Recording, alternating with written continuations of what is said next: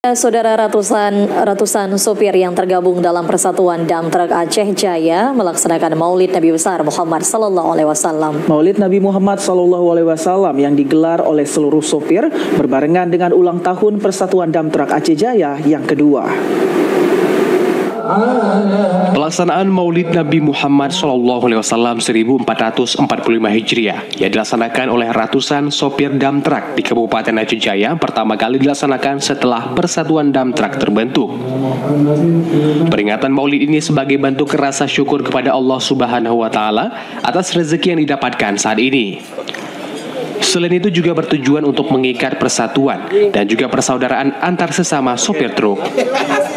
Salah seorang sopir truk mengatakan dengan lahirnya Persatuan Dam Truk di Aceh Jaya, manfaat yang ada sangat terasa.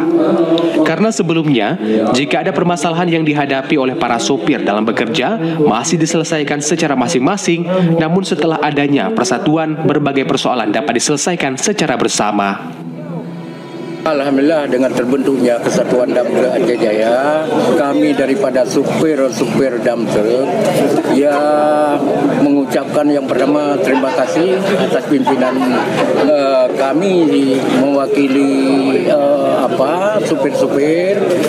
Yang pertama, kita kerja sudah terarah, kemudian dari segi pemasukan mungkin dari yang dulunya belum terbentuk kesatuan, alhamdulillah ada peningkatan.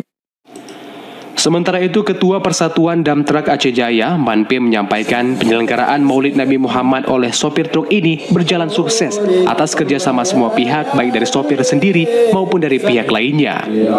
Dengan Maulid Nabi Muhammad SAW ke depan, Persatuan Dam Truk Aceh Jaya terus maju dan dapat ditingkatkan demi kemajuan dan kemakmuran para sopir truk. Ini kami Persatuan Dam Truk Aceh Jaya melaksanakan Maulid Nabi besar Muhammad SAW beserta ulang tahun Persatuan Dam Truk Aceh Jaya yang kedua. Yang kita lakukan hari ini, yang pertama kita berzikir santunan anak yatim. Untuk suksesnya acara ini terutama kami merepe sesama supir.